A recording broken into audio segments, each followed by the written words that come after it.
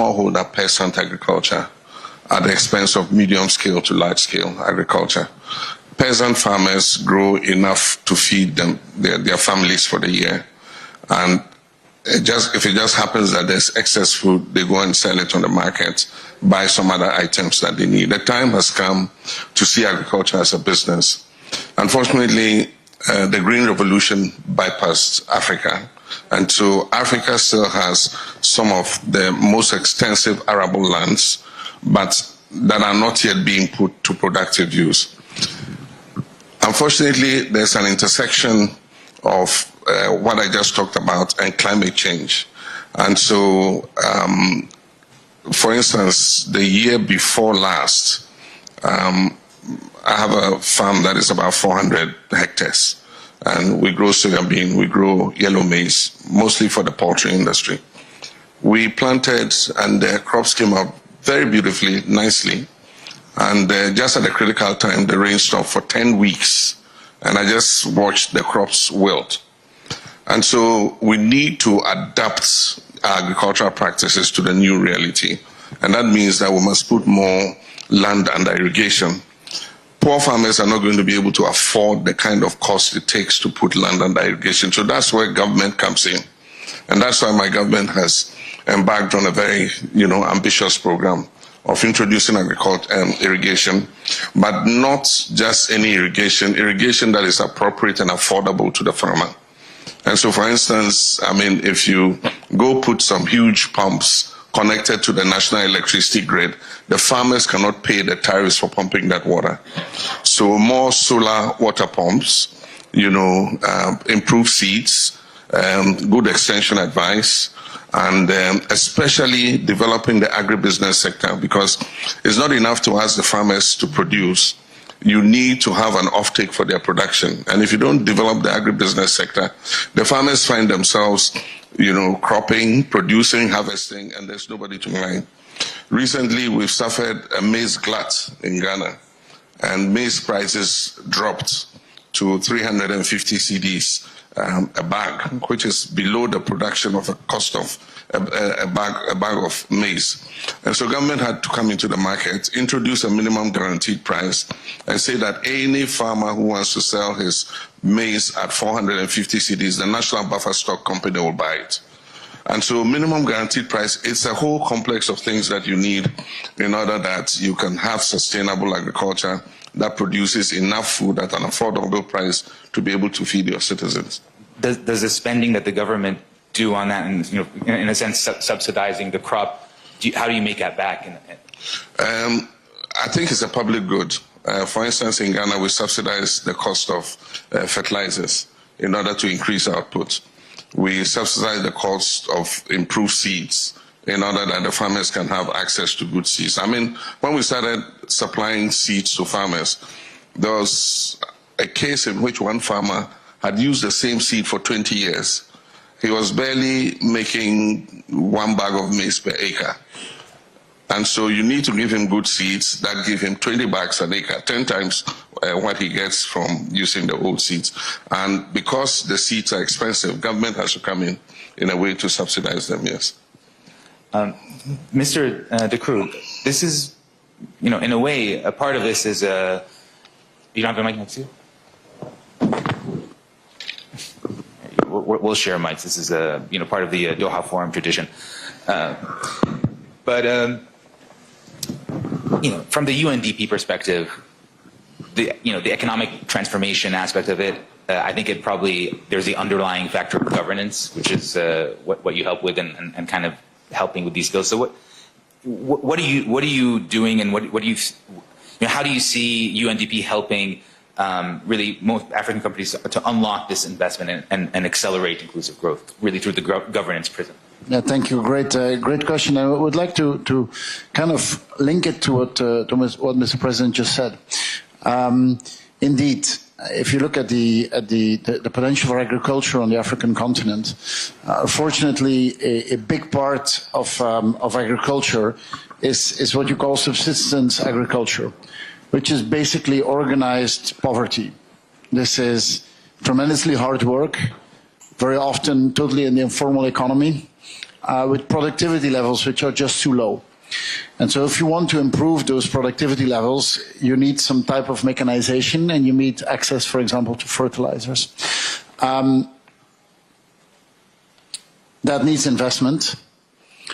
That investment actually is there. I mean, there's not a lack of capital in the world today.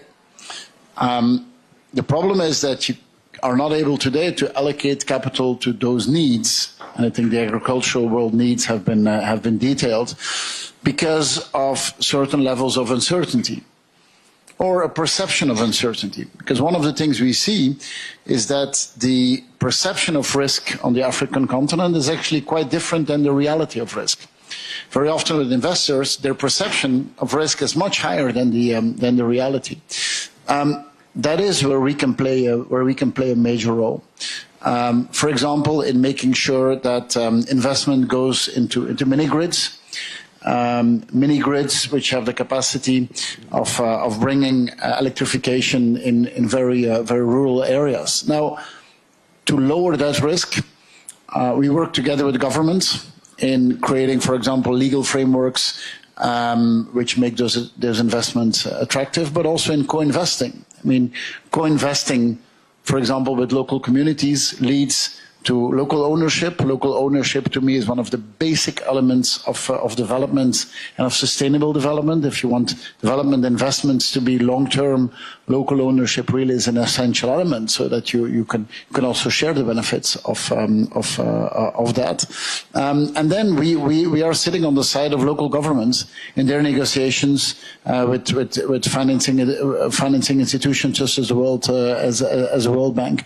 I think that today, the evolution of technology, which leads to investments which are lower scale investments but more spread out, for example, in the energy sector, and also the sophistication of capital markets today offers a huge opportunity where we can play a role in unlocking the potential. And you're seeing that risk appetite shift a little bit. Even in my reporting, I talk to people like in private credit, they're a lot more happening in some African countries. So you're seeing this global capital base moving towards it. Well, I mean, as I said, people who provide financing are looking for a certain return.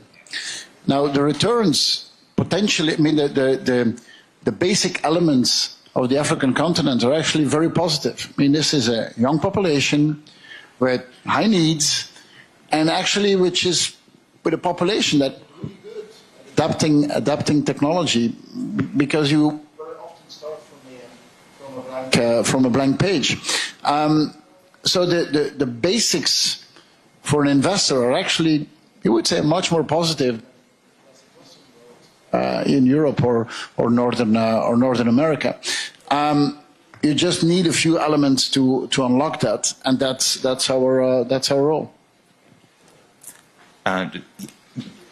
Your Excellency Fahad Al-Suwaiti, the question really is, keeping on the economic development side of it, QFFD, Qatar Fund for Development, focuses on, economic development is one of the verticals that you do, and it's an expanding segment of the fund.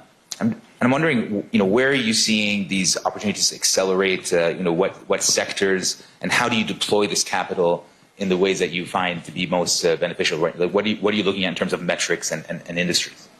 Thank you very much for these opportunities, and really will recap of what His Excellency mentioned, the President and the new administration of the UNDP. I think the key elements is the challenge that we have today is how can we tackle, creating new jobs. The economic empowerment is need really a new way of that we tackle in Africa. As just stated, by the administration here, is there are huge opportunities, that we can create in Africa, and we believe there is a huge way that we can do things. But the first things that we've been talking about is the private sectors. We cannot create only, depends on the government aspect that we can work on this. So we need to create job through the private sectors, and to have these things, we need to invest on the capital side, For us to, as Qatar Fund for Development, what we're looking for now is to get away from the traditional way that how we are funding aid, and going more on the private sector aspects. I think this is reducing the burden, on the governments. Government cannot just keeping taking loans and loans and loans. This will not help. I think the future is really how the government can depend more on the private sectors. This is where we can create, more opportunities, for others that can work on that aspect.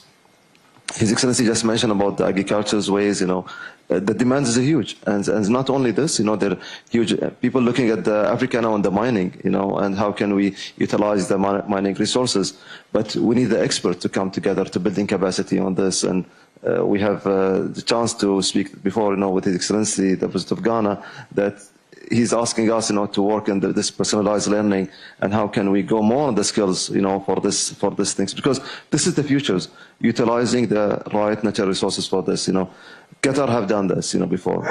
50 years ago, we built strongly, and building capacity where we are, 50 years where we are today. This is all, and we depend more now on the private sectors and on our countries. You see, so reducing the burden again on the government side, strengthening on the private sectors. So for us, what we want to see the futures is the strengthening on the private sector issues. Thank you. I think that helps me transition to the next kind of bucket that we have here, which is the education side, and really great to have you, Your Excellency Jakaya Kikwete. We're talking skills, probably the building blocks beneath that, and this is what you've been focusing on in your post-government career, I guess. So what kind of investments in education do you see driving this long-term transformation, and how are you going about raising that money needed to affect that change? Well, let me first say that I've been involved in education in my capacity as chair of the Global Partnership for Education. This is an organization that was established by the G7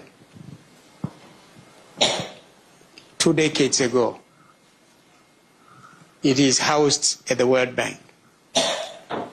The purpose of this organization is really to assist low and lower middle income countries in transforming their education systems and ensure that every child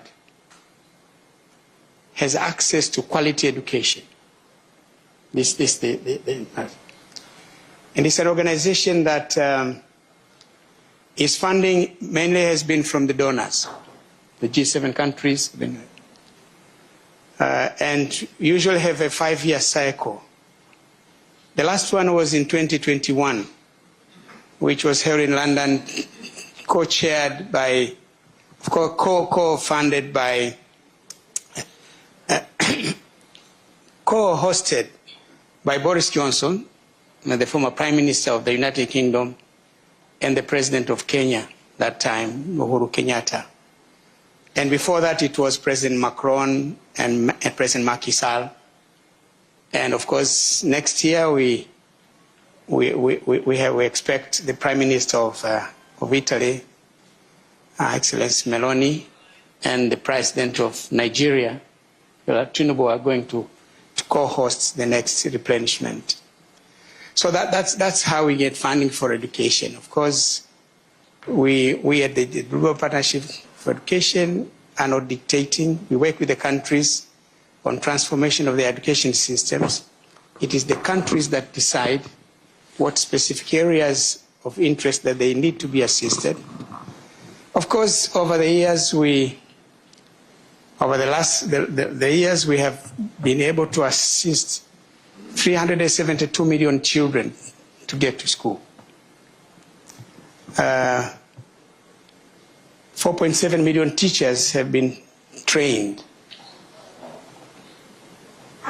And over 200 million textbooks have been provided. So these are the main pillars.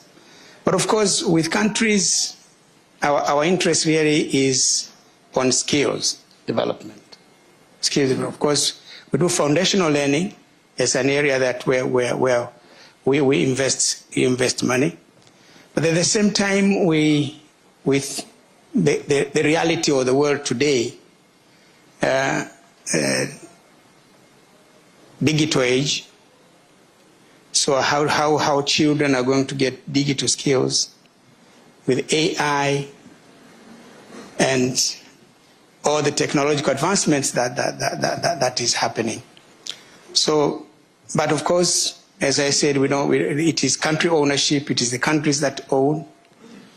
Because the other aspect that we do, and that's why you find wherever there is a leader from the G7 co-hosting, there is a leader from the developing countries who is there.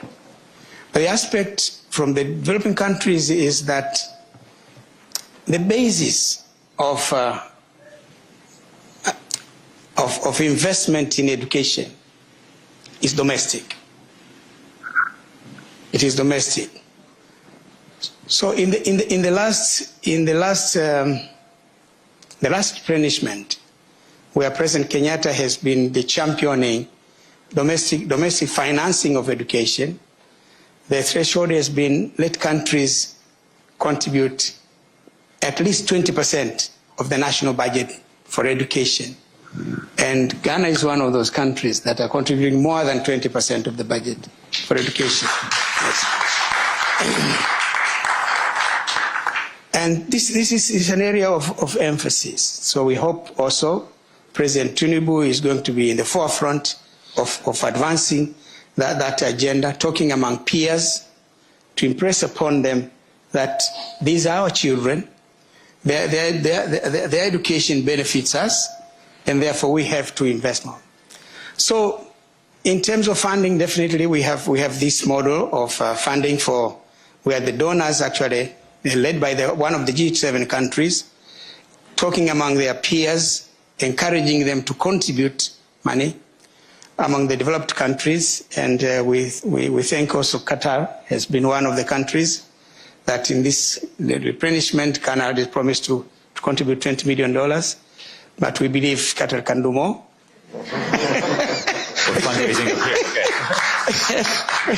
We believe Qatar can do more, and I think we are meeting. Yes, yeah.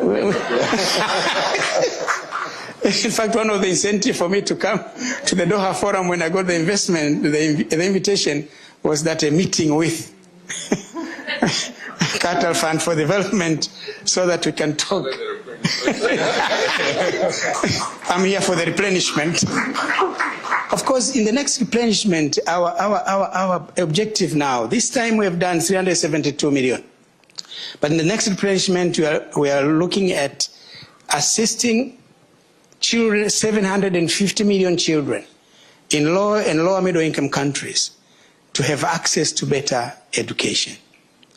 We plan to train 6 million teachers, 6 million teachers, and we plan to give over 350 million textbooks so that at least they have a good teacher, they have textbooks and other learning and teaching materials. In a nutshell, this is what we at the GP are doing, and thank you for this opportunity. At least I've talked about the replenishment early on before I meet the donors. All right, good stuff. Thank you, Eric. Well, I think he teed you up for this, President Mahama. So the 20% of government expenditures on education, yeah, that's very significant. So that's a big bet that you're making. Obviously, it's your people. So yeah, for me, I think that it's not as much the quantum as it is how efficiently you use that money. And so we're looking at how we can make costs, we can spread, our resources to get a better outcome. One of the places that expends most of our funding in education is the secondary level. There's been a bit of neglect at the basic level. And so we're going to do a pivot to foundational learning. Getting the children to master the 3 R's, reading, writing, and arithmetic. Because we notice that if you have a weak basic foundation, when you get to the secondary, it's very difficult for the child to catch up. And we're beginning to see it in the results that are coming out of the West African secondary school education. There's weakness in math, there's weakness in writing and constructing sentences properly. So for us, we're going to look at foundational learning again. But most importantly is encouraging technical and vocational educational training. The world changes and we must constantly reform our educational systems. We inherited the British grammar school system that, puts a lot of value on speaking very good English and all that, but not being very functional with skills, working with your hands. Today, if you go and speak to captains of industry in Ghana, you say, what kind of skills are you looking for? They're looking for middle-level technicians, more than professors and other high academic laurels. And yet, we're not training them in sufficient numbers for the world of work. And so you have a structural unemployment problem because, yes, there are jobs, looking for technicians, engineers, and the like, and yet you're producing more business administration graduates, more marketing graduates, more graduates in the humanities. And so there's a misfit there. And so one of our major focuses is to expand access to technical, vocational, and educational training. That's really interesting. The other thing you can add international resource mobilization for education is important, but more important is domestic resource mobilization. Ghana has performed well in terms of its budgetary allocation to education because at a point in time we realized that education was the key sector, to Ghana's progress and development. And so as a nation, we took a decision that we will all contribute on everything we purchase 2.5%, a value-added tax. That goes into what we call the Ghana Education Trust Fund. And so that fund alone is able to mobilize sufficient revenue to almost hit the 20% mark. And so additional allocation from the national budget makes us easily overcome the 20% target. And so domestic mobilization is important. Of course, we're getting some support from USAID and all that. But, we should recognize the fact that I wish His Excellency Kwekete well in their replenishment, but the reality is that that kind of resource is dwindling. And I was an ambassador at the last Gavi replenishment. The target was for 11 billion. They did well. They were able to raise 9 billion. But I'm just telling you, don't be too optimistic. The world of today does not have the kind of funding, and the mood is not there to fund these kinds of programs. And so I believe that while we rely on boosting education in these developed countries, through these kinds of mechanisms, we must look at mechanisms locally that enable us to contribute to our own children's education. That's a very interesting point. Obviously USAID also, basically shuttered at some point. So, Mr. Ducru, what do you think about that in terms of appetite for funding? I think that what we call ODA, official development assistance, those budgets are going down. I think compared in 1 year time, approximately 1/3 has been wiped away. I regret that, but we could spend the whole week complaining about it. It's a reality. The question is indeed what other types of financing can come there, and domestic resource mobilization is indeed a very important one. And if you look in many, and we're mainly talking here about African countries, there's pockets of taxation that in many countries does not exist. For example, taxation on alcohol and cigarettes very often doesn't exist at all. Is a way of taxation which is actually quite efficient, which you could say also has some health benefits. Sorry? Yeah, it's a syntax, and there's absolutely no problem with doing that. People need to make their own choices in how they want to enjoy their lives, but in many countries, that type of taxation or doesn't exist, or there is a circuit of just illegal alcohol and illegal cigarettes which are not taxed.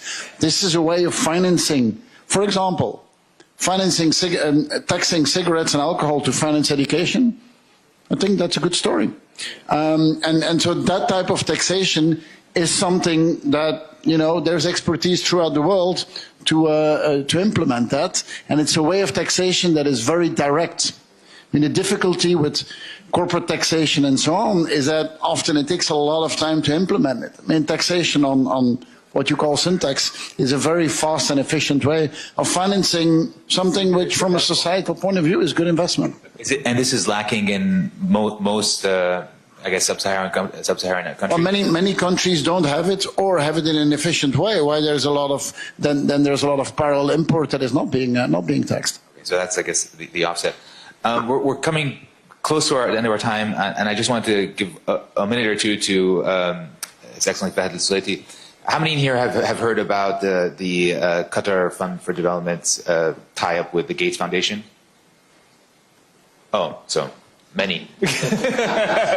Well, honestly, I thought that one slipped through the cracks yesterday, but I want to give you at least like a minute to tell us what happened yesterday. What's this $500 million going towards? No, thank you very much. It was so excited for us, you know, to announce yesterday with His Excellency the Chairman of Qatar Fund the new commitment of $500 million. But let me tell you, because this is linked with transforming, you know, financing. So we used to work in the grant base with Gates. Now we take it to a different ways, you know, of what we go innovative financing. So this goes to be capital investments, loans, guarantees, in different ways and in different sectors. So education, agriculture, health, and for us, the futures is to look at, you know, the investment on capital on return for development. So this is examples of what we want to give. This is the futures of how Qatar Fund for Development will be working. And for us, we are not an investors, you know, here. We want to invest on the development. So we want to make sure they're scalable and sustainable for us for the future, that we can work together. That's really interesting. I get, like a minute and a half left, so let's maybe get back to the original point of how we're going to measure this progress. We come back here, sit here a year from now. How do we achieve prosperity in the next year, or at least improve the lives of your people? And I'll start with you, Mr. President. Well, I think that as the theme for this year's forum, moving from promises to reality, I mean, we must have measurable progress in every single sector. I mean, dashboards that are transparent, that our citizens can access to feel encouraged that we're making progress are absolutely essential. Statistics, gathering accurate statistics that are available to people to be able to measure and see the progress that we're making, I think will be critical. That's interesting. Mr. Decrue, for UNDP,